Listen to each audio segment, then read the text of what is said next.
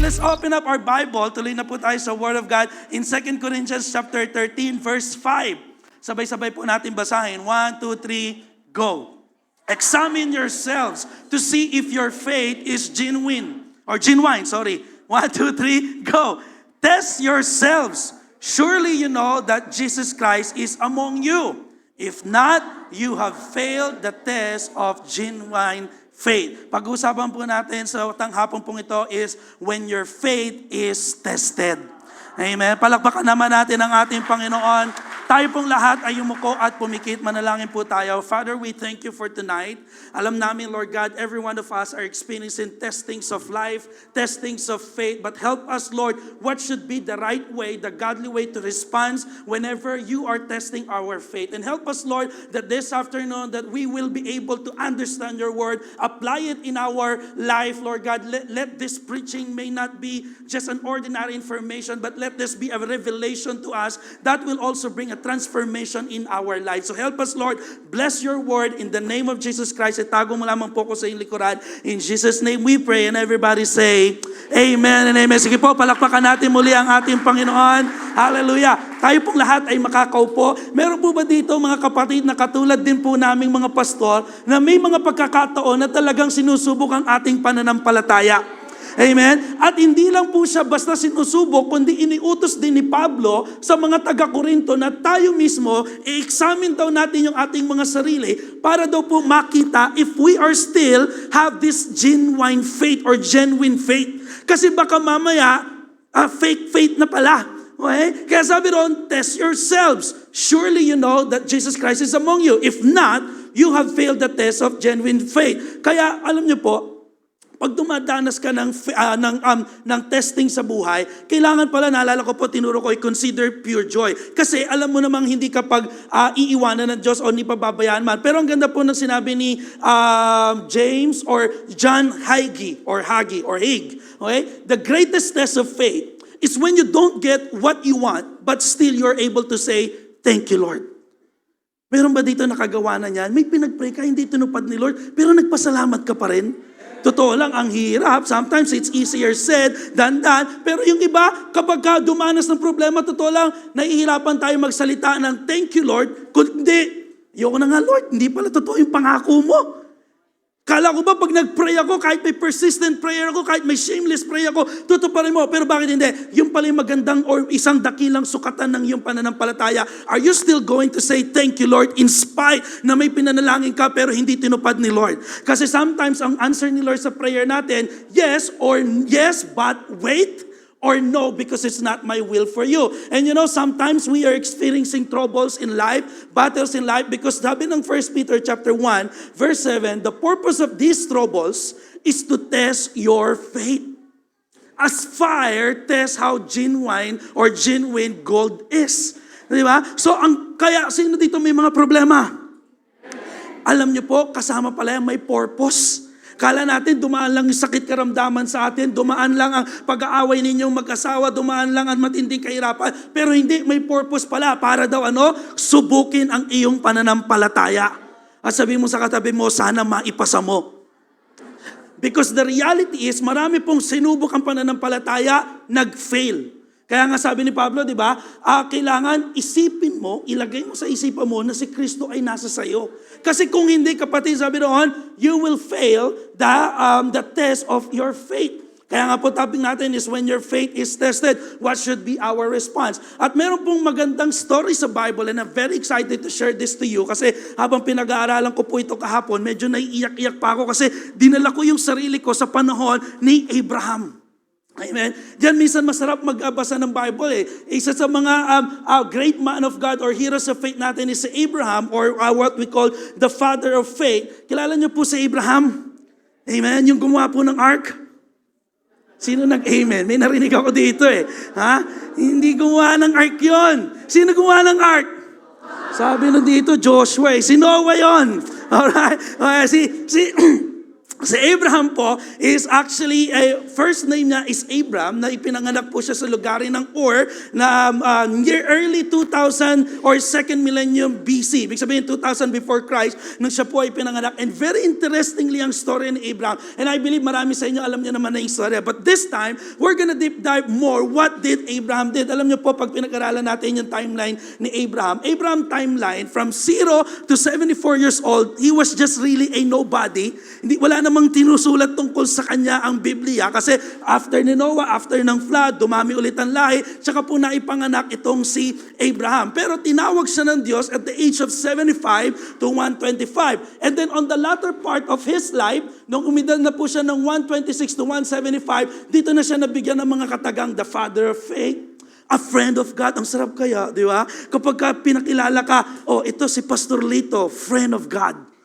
Sarap, di ba? Ayaw nyo? Anong gusto nyo? Friend of Satan. Pag tinawag yung pangalan nyo. And then, lahat po tayo ngayon ay naging children of Abraham by faith. Lahat po tayo ay anak ni Amang Abraham. Pero interestingly, in the age of 75 to 125, that's 50 years, dito po sumubok ang kanyang pananampalataya.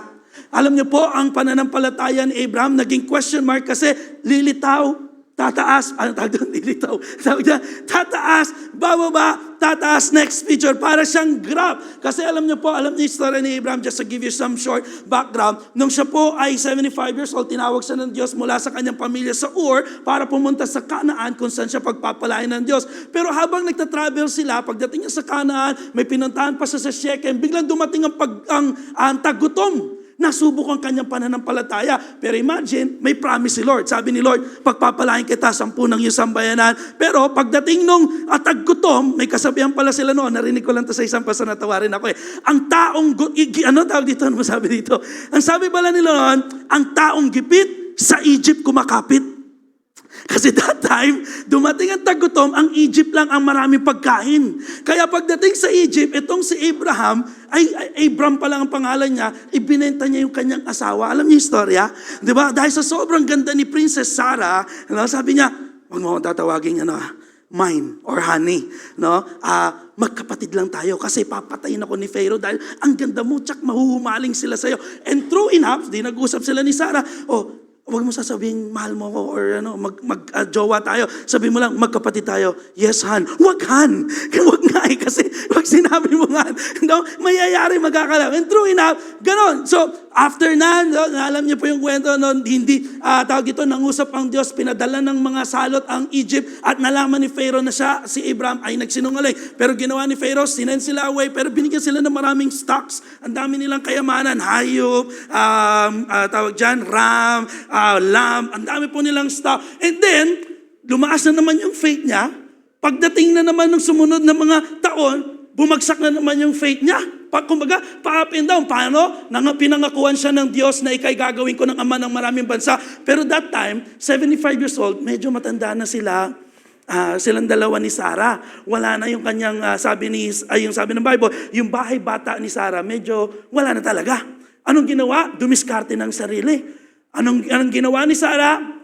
Sige, sipingan mo yung aking alagad or alipin na si Hagar. And that caused, until now, dala-dala natin yung consequence na yun. Kaya po, meron tayong mga Muslim nation, mga kapatid natin, na nagmula sa lahi ni Ishmael, na isang panganay na anak ni Abraham. Right? Then, pagdatapos na naman ng mga panahon na yun, dumating na naman sa Abimelech, dumating yung season na sila ay, aatakin, supposed to be ng grupo ni Abimelech, isang hari. Nagpanggap na naman, huwag mo sasabihin mag-asawa tayo. Kapatid lang kita. Biro mo, 2 beses niyang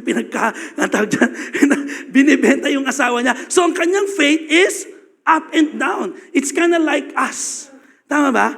Meron ba dito ang faith mo laging, laging mataas? Di ba may pagkakataon din naman ayaw mo magsimba?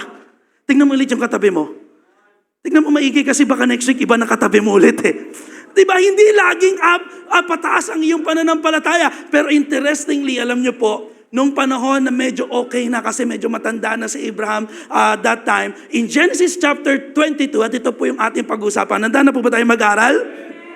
So, Kumbaga, ito na yung parang pinnacle ng test of faith ni Abraham na napatunayan niyang siya'y talagang father of faith natin. Amen? Sabi ng Bible in Genesis chapter 22 verse 1, sometime later, after magsettle na ni Abraham at mayaman na rin naman siya actually, pero muli siya sinubok ng Diyos. Sabi nito, God tested Abraham's faith. Nasabi mo na ba sa sarili mo, Lord, sinusubok mo ba yung pananampalataya ko? Amen? Because the truth is, God tests us to strengthen our faith while Satan tempts us to destroy it. Kailangan maging discernment na ituro ng ating daddy last midweek service na kailangan matuto tayong mag-discern. Kasi tingnan mo muna, ito ba ay test mula sa Diyos na magpapatatag sa akin o ito ay tukso mula sa kaaway na sisirain ang aking pananampalataya? You see, every one of us are hindi exempted sa pagsinabing testing of faith.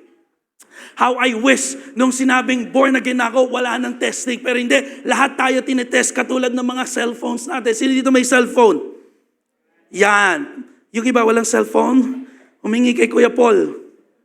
Meron pa yung mga 3210 si Kuya Paul dun. Bahala na lang kayo mag-aska. Okay? Lahat wala ng mga cellphone natin, lahat yan dumadanas ng series of testings before i-showcase para ibenta. Right? Ang ating mga upuan, yung inuupuan mo na yan, yung favorite chair mo na yan, dumaas din yan ng mga series of testing, tinignan kung gaano siya katibay, bago siya ilabas sa market. It's the same thing with our faith. Maging sa mga motor, hindi dito may mga motor. Yan, di ba? Even yung ating mga motor, dumadanas po yan ng mga series of testings para ma-prove yung kanyang quality. Alright? Maging ang sasakyan na amin pong binibenta sa Toyota. Mga gusto ko bumili ng Toyota dyan. Mark Benin, Toyota Bad Santos. Alright, so maging mga sasakyan, dinadaan yan sa mga iba't ibang klase ng test para makita kung yan ba ay matibay. Kaya kung sinusubok ka ni Lord, kapatid, you are in good hands. Sabi mo sa katabi mo, Metrobank ka.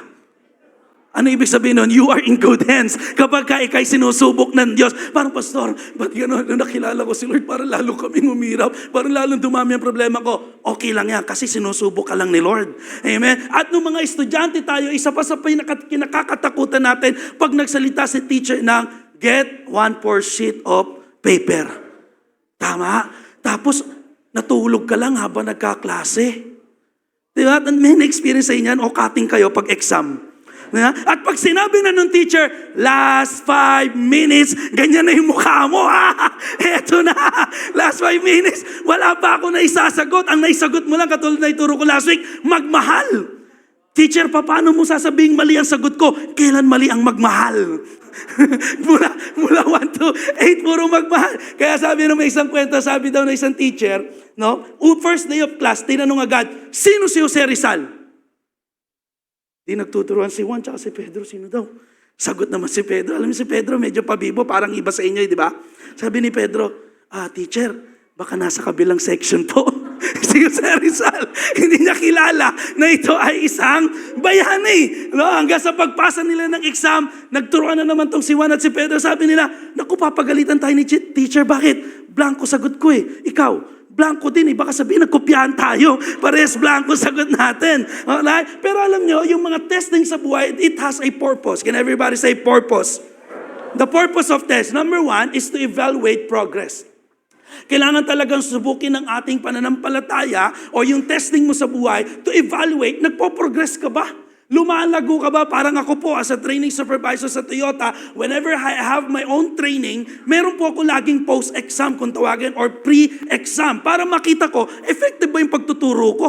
Pangalawa, it also going to promote credibility. Yan bang produkto mo, yan bang binibenta mo ay may kredibilidad na talagang quality. Kaya kailangan kang dumaan sa series of tests. At pangatlo is to develop perseverance para makita mo. Kasi halimbawa po ang sasakyan, ang cellphone, meron siyang tinatawag na drop test. Level 1, level 2, level 3, pataas ng pataas yan para makita saan bibigay yung cellphone. At kapag binanarrange na yung tuktok at hindi pa rin nasira, wow! iPhone 15 na yan so pwede na nilang ibenta. So there's a lot of series para it will develop perseverance. So whenever God is putting you into a test, hindi para ikaw ay pabagsakin, kung hindi para makita yung kwalidad ng iyong pananampalataya, and it will help us to grow. Okay? Whenever you're experiencing some testings in life, alam niyo po, it's for our own good. Kasi totoo lang po, Hindi kasi ibig sabihin na lagi tayong nasa church, matibay ang pananampalataya mo. Would you agree with me? Ako personally, hindi porkit lagi ako nangangaral dito, parang laging ang lakas ng faith ko. Hindi po. May mga pagkakataon, I'm also on my downfall of faith na parang, pupunta na lang ako kasi pastor ako, kailangan, tao dyan, makita ko sa church, may responsibility. Para akong zombie rin minsan. Tingnan mo yung katabi mo. Ikaw, hindi mo nararanasan yon. Pero ganun pa man, hindi kasi porkit lagi tayong, I'm not saying huwag kayong mag-church pero kailangan po talaga tayong dumaan sa series of testings of our faith to prove our faith to God.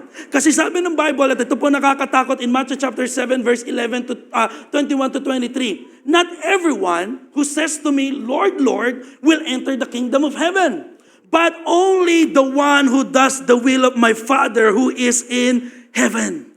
Many will say to me on that day, Lord, Lord, did we not prophesy in your name, and in your name drive out demons, and in your name perform many miracles? Then I will tell them plainly, I never knew you. Away from me, you evildoers. Kaya ang faith mo ay hindi solid kay Lord, ay hindi dumaan ng testing. Gusto mo laging cloud na ilang ang pananampalataya, kapatid. Baka magulat ka, sabihin sa atin ni Lord, hindi kita kilala. Paano mo nasabi, Lord? Monday, nasa church ako, may J-Grow. Tuesday, may practice kami. Wednesday, may meeting ng leadership. Thursday, may midweek. Friday, practice ulit ng banda. Ang dami kong ministry. Sabado, nagmi-mission ako. Sunday, omnipresent na nga ako sa church. Hindi ko pa si pastor. Ba't sasabihin mo hindi mo ako kilala? Kasi baka mamaya, lagi ka nasa church. Pero kamusta naman ang iyong pag-o-honor sa iyong mga magulang? Mga kabataan, how do you treat now your wife? Paano mo naman itinitreat ang iyong mga pastor? Nagbibigay ka ba ng tithes and offering? Kasi ang daming mga bagay na kailangan nating sundin kay Lord.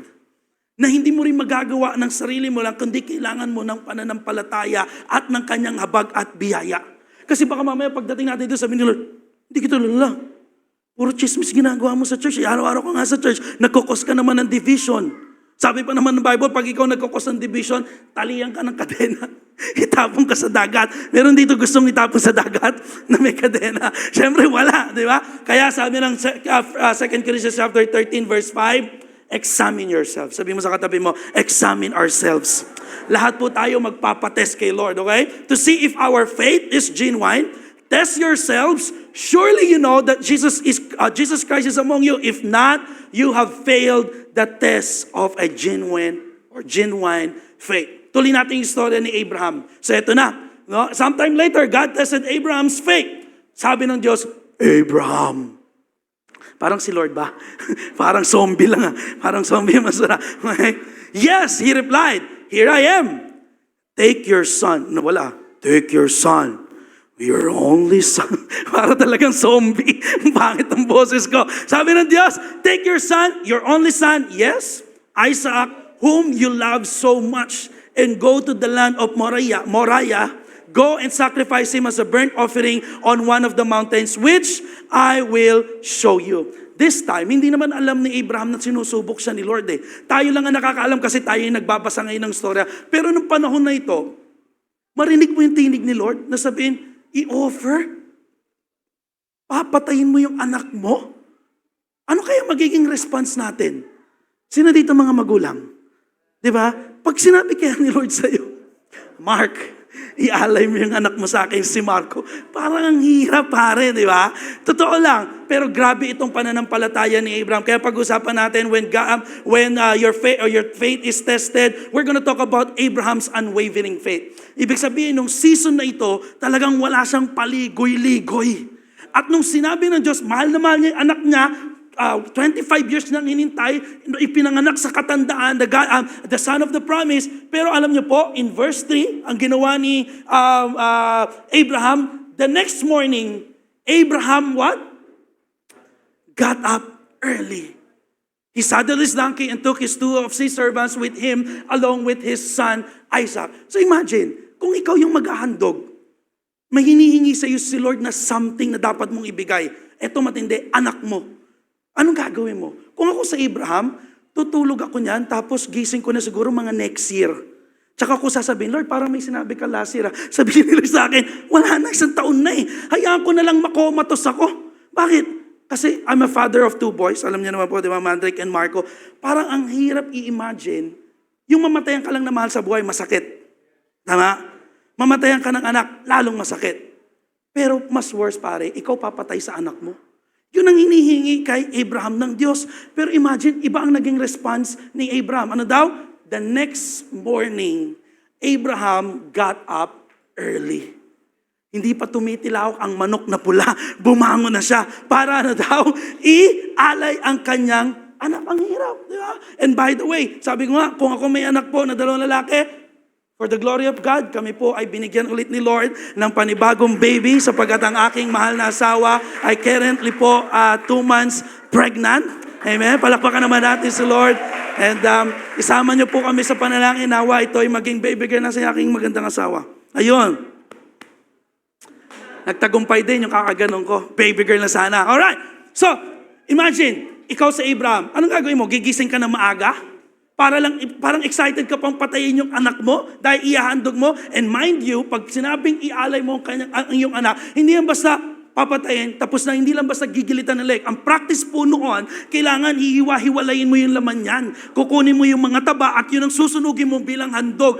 Papatayin mo na, susunugin mo pa, ang hihirap pare. Tama ba? No? Pero anong unang unwavering faith ni Abraham? Number 1 is immediate obedience. Can everybody say immediate obedience? Walang delay. Napansin niyo ba? Pagkakausap sa kanya ni Lord ng halimbawa Monday, Tuesday morning, walang delay. Sumunod. And many of us, kapag tinitest ka ni Lord, minsan ang tagal nating sumunod. Ang dami mong pang medyo, tawag dyan, argumento kay Lord. Pero sa Abraham, the next day, meron siya agad immediate obedience and no delay. Parang tayong mga magulang, di ba? Minsan naiinis tayo sa mga anak natin, lalo pag tumatanda na. Pagka, kunin mo muna yung, patayin mo yung sinaing. Bibilangan mo pa eh. Sino dito mga magulang ka? 1. Sasabihin ng anak, may 4 pa. 2. Naku, 3 na lang. Mga makukulit na anak na minsan ang asar. 3! Naku, 2 ka na lang. Ako po kasi, honestly, yung aking 2 anak, lagi ko binibilangan ng 5. No? Pero minsan, pinagtatawanan na nilang ako. Kasi pagdating ng 4, may 4 and a half, 4 1/3. Gigigil talaga, parang inaasar talaga. Kaya ako, 4-1-16. No? Di ba may makukulit, laging dinidelay. And sometimes, most of us, we are not experiencing the miracle of God because we are delaying what God said to us for us to submit. Kaya sabi mo sa katabi mo, immediate obedience. Huwag ka nang pa-delay, kapatid. Amen? Pag sinusubukan pananampalataya mong ibigay, kung ano may pinabibigay sa ni Lord, i-give up ang ano man dapat mong i-give up, immediate obedience. So sabi ng Bible in verse 3, the next morning Abraham got up early, he saddled his donkey and took 2 of his servants with him, along with his son Isaac. Then he chopped wood for a fire, for a burnt offering, and set out for the place God had told him about. You see, ang ating pananampalataya, our faith is validated by our action. Gusto mo mapakita kung totoong pananampalataya mo, kapatid, kailangan may aksyon. Kasi sabi ng Bible, faith without work is dead. Imagine, gumising na ng maaga, ipinrepair pa niya yung pangsunog. Sabi ko nga, kung ako to, sabi ko nga una, next year na lang gising ko, at kung hindi pa rin nakalimutan ni Lord yung inutos, tatama rin ako na, sige na. Punta na tayo. Hindi ako magpe-prepare. Pero siya, grabe, inanda niya yung mga pansunog at pang-alay para sa kanyang anak. You know what? Abraham obeyed God immediately without argument. Even though God's command seemed to contradict His promise. Have you experienced in your life na God is testing you for something that's so big na parang, Lord, pangako mo, pagpapalay mo ako, ba't ngayon kailangan ko magbigay? Lord, pangako mo, bibigyan mo ako ng asawa ko, mapapangasawa ko na para sa akin, pero ba't ngayon kailangan ko siyang hiwalayan? Pero somehow, kailangan po, we need to have this immediate obedience kapag may ipinapa-challenge sa iyo si Lord. Kasi alam niyo po, sabi ko nga, pwede naman makipag-argumento si Lord at most of the time, ganito tayo. Pag sinabi sa ni Lord, magbigay ka sa big church project, 50,000. Lord, pwede 25 pesos. Hindi, ang layo, no? Hindi man 25,000. Lagi tayong may argumento. Tama ba? O ako lang yon. Ako lang may mahinang pananampalataya dito. Pag may pinapag-give up sa iyo si Lord na something, lagi kang kailangan may argument. Pero sa Abraham, hindi. Sabi ko nga, pwede naman, Lord, bakit yung anak ko pa kakapanganak? Hindi naman pakakapanak. Well, based on the study, parang si Isaac is around 12 to 37 years old. Between that, pero hindi naman sinabi sa Bible kung ano yung exact age niya. Pwede naman siguro siya makipag-argument, Lord, sabi mo, magiging ama ko ng maraming bansa. Ba't kukunin mo yung anak ko? Baka pwede yung biyanan ko na lang. Pwede, Lord. Ngayong araw. No? Wag mo na nga papuntahin doon sa Moriah. Dito na lang sa tent ko. O kaya, yung alipin ko na lang. Tama? O kaya, sino ba, Lord? Yung chismosa na lang doon sa kabilang bundok, yun na lang iaalay ko. Pero hindi. Sumunod na lang si Abraham. Sabi mo sa katabi mo, immediate obedience. Why? Kasi alam ni Abraham ang tinig ng Diyos. Sabi ng Bible in John chapter 10, verse 27, my sheep listen to my voice, and I know them, and they follow me. Now, how to know the voice of God? How would you know if God is testing you or Satan is tempting you? Because tempting is different from testing. Right? Again, when Satan tempts you, the plans of it is to destroy your faith. But when God tests you, the purpose of it is for you to make a stronger faith. Kaya po kailangan may constant communication ka kay Lord eh. Yeah, maybe hindi mo na maririnig ngayon yung audible voice ni Lord na, Abraham. Wala na eh. Kasi lahat po nasa Bible na. Yeah, maybe some prophets, mga totoong propeta, nakakarinig pa rin sila ng audible voice through conviction. But most of it, para malaman mo ang salita ng Diyos, kailangan mo magbasa ng kanyang salita. Kaya kailangan tingnan mo, Lord, ikaw ba to? Iba sa atin, pag hindi mo naman tinig ng Diyos, na naginip ka, 6 na numero, anong gagawin mo? Tataya ako sa loto. Mukhang may lakas ng tawa ni nanay. Mukhang tumataya. Di ba? Ano itadahilan natin minsan? Lord, magtatights ako. Bibilang ko ng building ang church. Di ba? Because God is not a God of chances. Kaya maraming tao ligaw sa salita ni Lord eh. Di ba? Nakakita ng hugis. Number, 2 number sa langit habang nagmumuni-muni. Nako, eto na yon. Waiting to. O kaya, easy to. Okay? Illegal pa. Di ba? Kasi again, kailangan po marinig natin ng tinig ng Diyos na maayos. How? Read your Bible. Sabi mo sa katabi mo, magbasa ka ng Bible, maririnig mo, makikita mo ano sinasabi ni Lord. Problemado ka ngayon sa asawa mo, magbasa ka ng Bible, makikita mo anong solusyon. Tama? Problemado ka sa pinansyal, sa sakit karamdaman, open up your Bible and you will see the answer of God. Kaya ngayon darating na J-Cam, nalaglag. Hindi, pinagbibigyan din lang namin. Okay? Na tayo po kailangan ay makasama. Kasi tinig ni Lord yan eh. Gusto mo marinig ang tinig ni Lord, sumama ka ng J-Cam. Sabi mo sa katabi mo, sumama ka. Yung iba ayaw talaga. Yun. Parang ganon tinig. Pikit kayo, pikit. Maring tanong mo rin to eh. Pikit, sige po. Pikit lang muna. Yan. Huwag niyo mo akong tignan, ha? Hindi po ako mawawala. Pikit lang kayo. At tanongin mo yung sarili mo, Lord, sasama ba ako ng J-Camp? Amen. May sumagot. Sumama kayo kapatid kasi once a year lang naman natin siya ginagawa for only 3,000 pesos.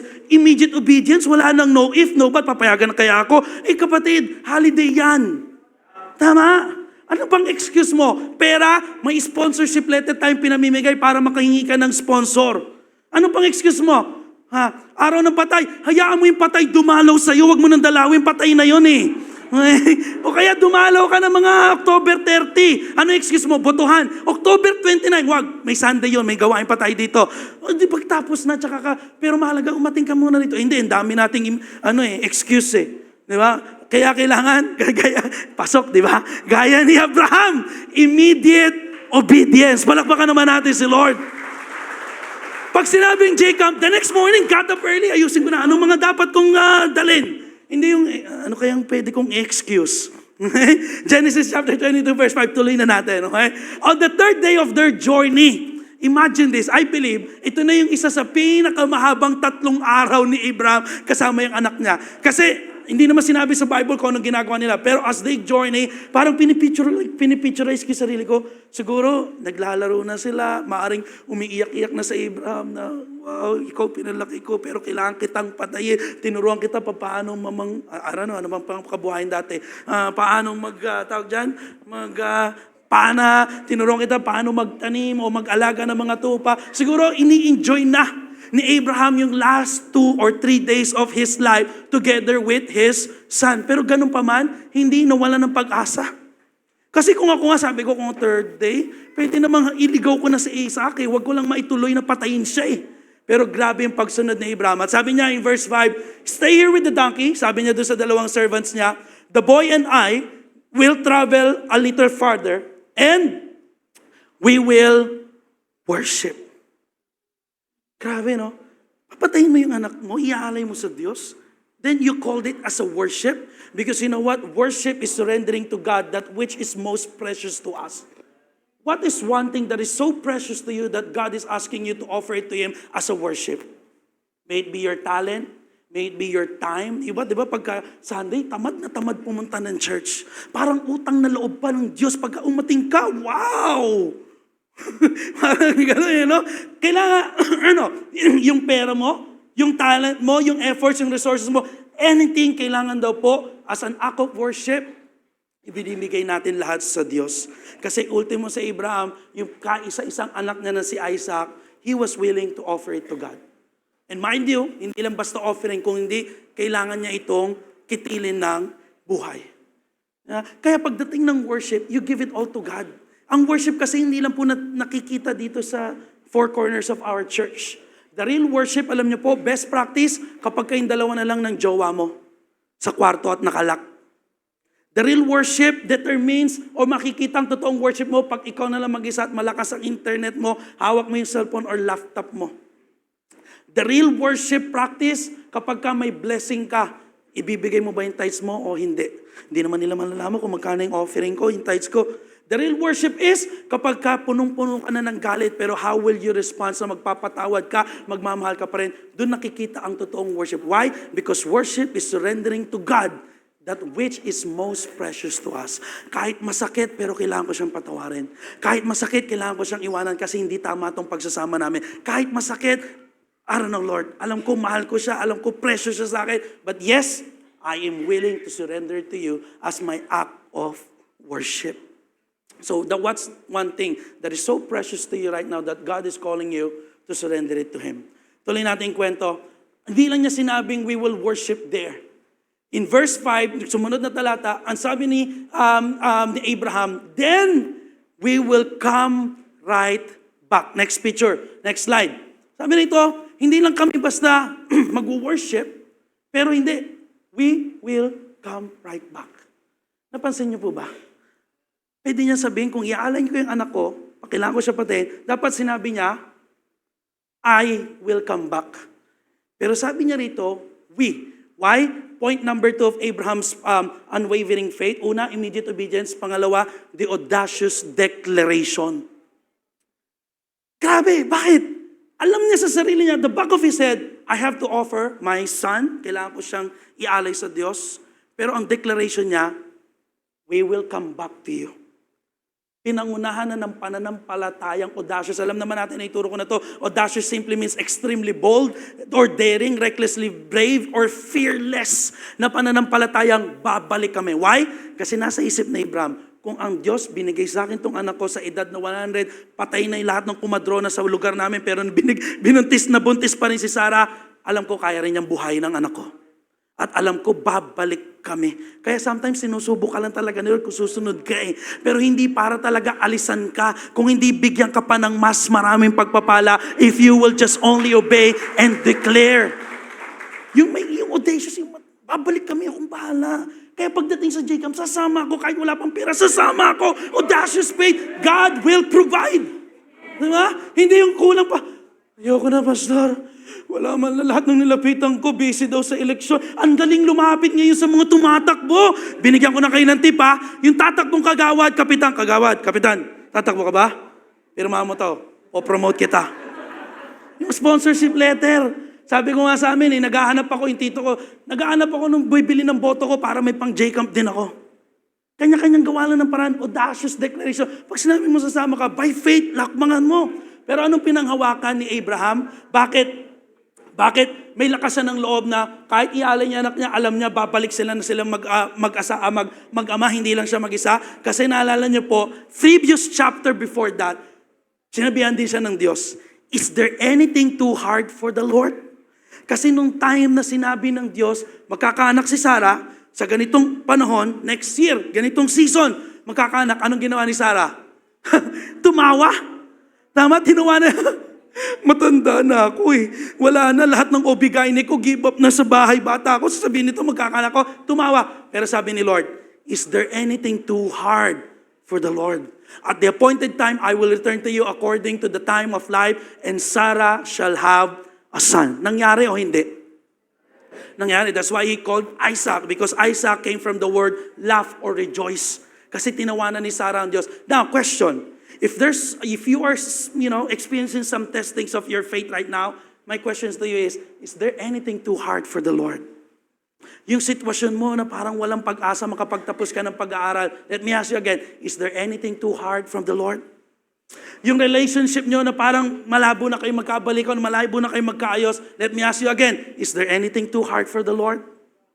Yung sitwasyon mo na parang palugi na yung business mo, I'm so reminded also of this, palugi na yung negosyo mo, gusto mo na give up, question again, is there anything too hard for the Lord? Yung sitwasyon mo na parang, ang tagal ko na nagbibigay, Lord, pero ba't lalong para ako naghihirap? Tanong ko ulit sa'yo, is there anything too hard for the Lord? Walang mahirap sa Diyos. Ang kailangan lang, kapatid, manampalataya tayo sa Kanya. Amen. Kaya sabi ng Hebrews chapter 11 verse 19, by faith Abraham, when God tested him, offered Isaac as a sacrifice. He who had embraced the promises was about to sacrifice his one and only son. Even though God said to him, it is through Isaac that your offspring will be reckoned, Abraham reasoned that God could even raise the dead. And so in a matter of speaking, he did receive Isaac back from the dead. Because we all know, hindi namatay si Isaac. We all know, bumalik sila parehas doon sa servant na iniwanan nila. Why? They were able to surrender everything to God and have this kind of audacious declaration. Sabi mo sa katabi mo, walang mahirap kay Lord. Kaya pag sinusubo ka sa pinansyal, kailangan mo lang manampalataya. Amen? Kaya sabi rito, in Genesis 6-7, eto na po. So Abraham placed the wood of the burnt offering to Isaac's shoulder. Hawak-hawak na ni Isaac. And carried the fire and knife. As the two of them walked together, Isaac turned to Abraham and said, Father, sabi ni Isaac, kasi matanda na po sa Isaac, matured boy na siya. Father, sabi niya, where? Yes, my son. Abraham replied, we have the fire and the wood. The boy said, but where is the sheep for the burnt offering? Next picture. Habang naglalakad sila, hindi pa siguro sinasabi ni Abraham na, anak, ikaw yung papatayin ko. Ikaw yung handog na hinihingi sa akin ng Diyos. Pero ang sabi pa rin ni Abraham, ito yung pinaka-audacious declaration. Next slide. In verse 8, sabi ni Abraham, God will provide. Basahin natin na malakas yung naka-yellow. 1, 2, 3, go.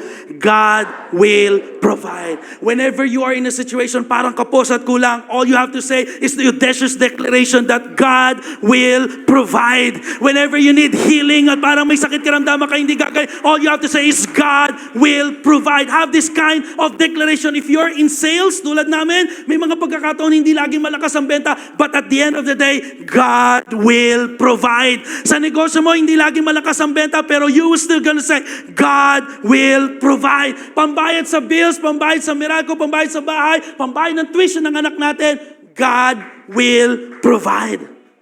Yun ang sinabi ni Abraham. A sheep for the burnt offering, my son. Abraham answered, and they both walk on together.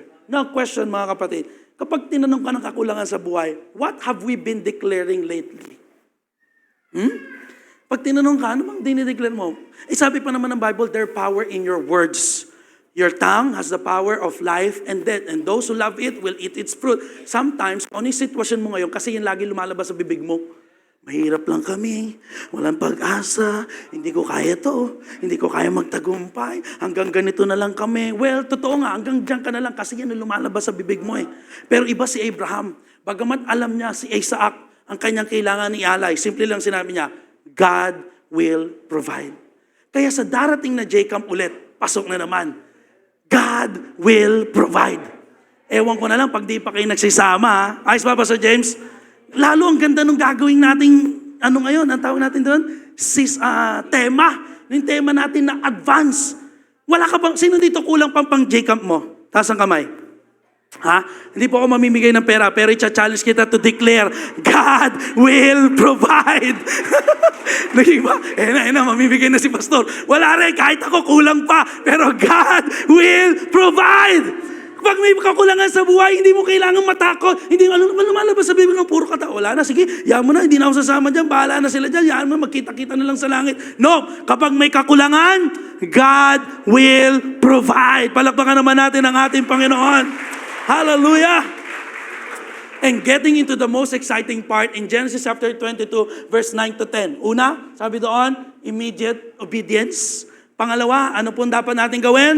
Audacious declaration. Mag-declare ka lagi ng buhay. Sa panahon na may sakit karamdaman, speak life. Sa panahon na may kakulangan, speak favor, speak blessing. It's only by your speaking. Kasi there's a power in your declaration. Pangatlo, ito na. When they arrived at the place where God had told him to go, Abraham built an altar. Gumawa na si Abraham ng altar. At sumunod, arranged the wood on it, and he tied his son. Makikita niyo rin po dito gaano kasubmitted si Isaac sa kanyang tatay, na grabe siyang nagtitiwala. And laid him on the altar on the top of the wood. Kasi po, si Isaac, sabi nga, base sa pag-aaral, may nagsasabing 12 years old, between 12 to 37 years old, kaya niyang manlaban. Tama ba? Tay, nasa na yung Papa, nasa na yung lamb, yung tupa na kailangan natin handog. Habang tinatalian siya, eto, God will provide. God will provide ako. Pero ganun na lamang. Kung 2000, pwede siya manlaban. Tama? Malaki na siya at matanda na si Abraham that time. Pwede niyang itulak, pwede niyang tumumba si Abraham. Pero yet, Isaac is so full of trust to his father, na alam niya, alam ko mo ginagawa mo, tay. Papa, magtitiwala ako sa iyo kahit buhay ko ng kapalit. And sometimes, God is also testing your faith kung handa ka pa rin ba magtiwala sa kabila ng kawalan. Handa ka pa rin ba magtiwala sa kabila ng kahirapan?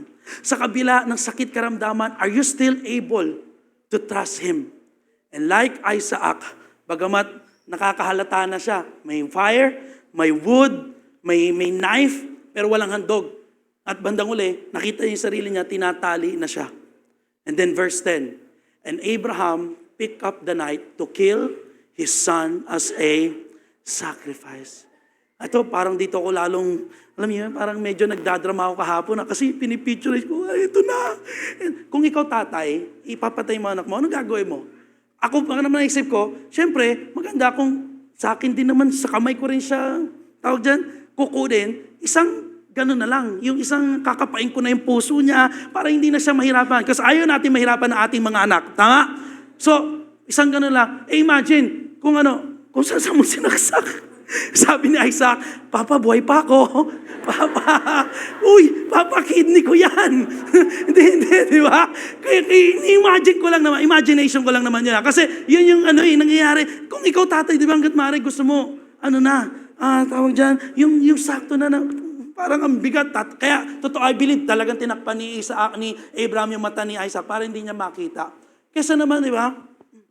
Sagot pa si Isaac, Papa, masakit. Papa, 50 na, hindi pa ako namamatay. Sige na, ipitayin mo na ako. Alam ko, bubuhay naman ako ni Lord eh.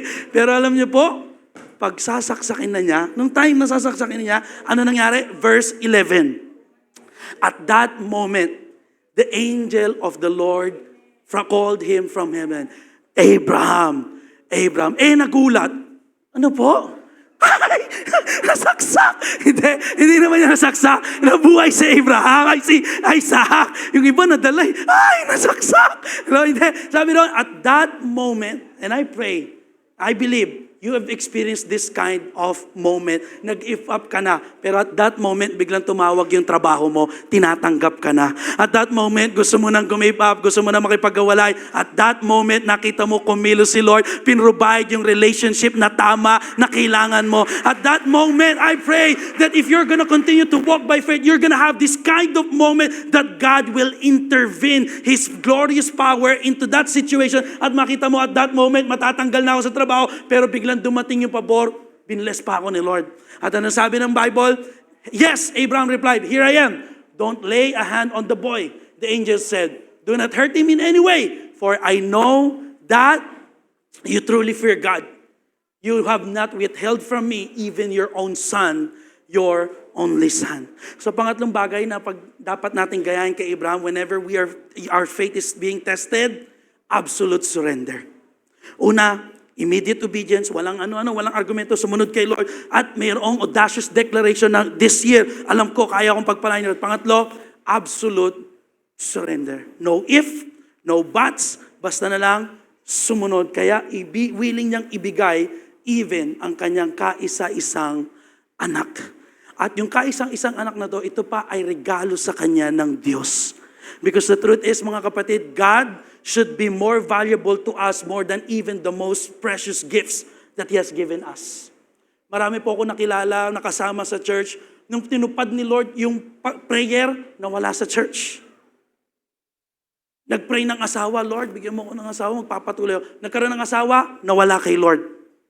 Lord, bigyan mo po ako ng trabaho, magtatights ako, dodoblein ko pa 10 plus 10, 20%. Nung nagkatrabaho, hanapin mo man masikap. Hindi mahagilap. Kaya po, alam niyo po, mas mahalaga, we should long for the giver rather than the gifts.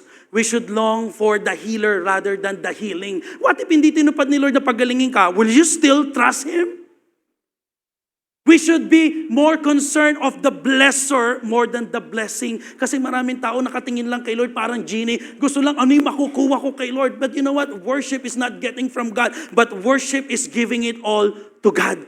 Kahit pa yung pinaka-precious sa'yo. Hindi ko po alam. Alam ko may kinakausap sa'yo ngayon si Lord sa inyo. Yung pinaka-precious na parang ayaw na ayaw mong kinakanti ng Diyos. But if you are willing to give it all to God, because God should be more valuable. Dapat mas mahalaga pa rin, katulad ni Abraham, mas mahalaga ang Diyos sa kanya kaysa sa anak niya. Kaya pala sabi ni Jesus, di ba? Anyone who loves their father, their mother, their brother and sisters, their family, more than me is not worthy of me. Kailangan masigit nating mahal ang Diyos kaysa sa mga bagay na pinapanalangin natin. Kaysa sa mga regalo na meron tayo. Because you know what? The miracle does not depend on your gift. But the miracle depends on your ability to submit. Naka-experience si Abraham ng miracle. Why? It's not because of the gift of Isaac, kundi yung abilidad niyang, sige Lord, masakit, mahirap, hindi ko naintindihan, sabi mo, gagawin mo ang maraming bansa, tagal kong hinintay itong anak ko to, 25 years, tapos ngayon gusto mo ialay ko sa iyo, but yet, I am willing to submit it to you. Absolute surrender. Now, question mga kapatid, what is that gift or Isaac in your life that God is asking you to submit for you to see more miracles from Him? Maaring nakatikim lang tayo ng konting blessing, nakalimot na tayo kay Lord. Nakatikim lang ng konting kagalingan, nakalimot na tayo kay Lord. And you know what happened? When God nakita niya yung pag-ibig ni Abraham sa kanya at pagsunod, in verse 13, then Abraham looked up and saw a ram caught by its thorn in a thicket. So he took the ram and sacrificed it as a burnt offering in place of his son. Pero naalala niyo po, ano yung tanong ni Isaac kanina? Where is the sheep? Or where is the lamb? Pero ang binigay sa kanya ni Lord ay ram, because this event is a foreshadow of what will happen 2,000 years later, wherein ang lamb ay ang ating Panginoong Jesus. Kaya ram muna, practice, foreshadow, nung anong mangyayari sa susunod na panahon. Kaya alam niyo po, pinag-aralan ko yung commonality about Isaac and Jesus. Pareha silang both loved by their fathers. Kasi dapat lamb, dapat tupang iandog. Pero ang pinakita ng Diyos, ram muna, foreshadow. Both son of a promise.